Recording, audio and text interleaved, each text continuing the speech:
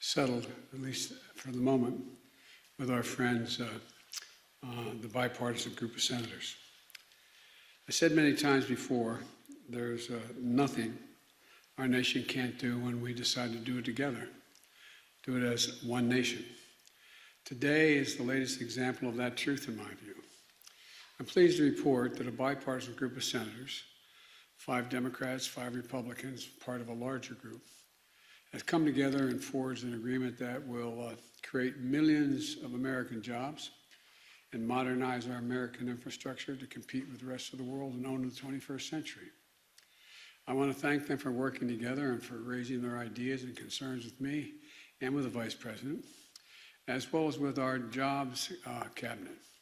Secretary Buttigieg is here. Good to see you, Mr. Secretary. Secretary Fudge, Secretary Granholm, Secretary.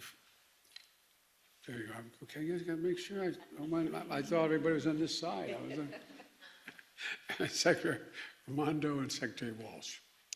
I also want to thank Senator Shelley Caputo for her earlier work on infrastructure agreement. We didn't reach an agreement, but she tried her best to get something done. I'm sure it helped produce the final agreement we had. The fact is, investment in jobs and infrastructure have often had bipartisan support in the past. Matter of fact, when I first got to the United States Senate, it was probably the least difficult thing to do, this pass infrastructure plans. But even so, it's been a very long time since the last time our country was able to strike a major bipartisan deal on American infrastructure, which is so badly needed, I might add. We devoted far too much energy to competing with one another and not nearly enough energy competing with the rest of the world to win the 21st century. The investments we'll be making as a result of this deal are long overdue. They'll put Americans to work in good-paying jobs, repairing our roads and our bridges. They'll deliver high-speed internet to every American home, bringing down the price that people pay now for internet service. And they'll close the American digital divide, as been driven home by every mother and father with a child at home during the COVID crisis. That is, thank God, abating, and kids not being able to be in school.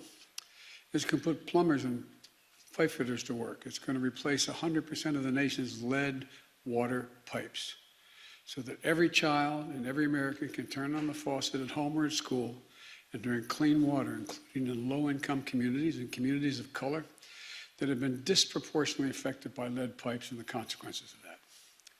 This deal makes key investments to put people to work all across the country, building transmission lines, upgrading the power grid to be more energy efficient and resilient, and extreme weather to be able to sustain extreme weather and the climate crisis.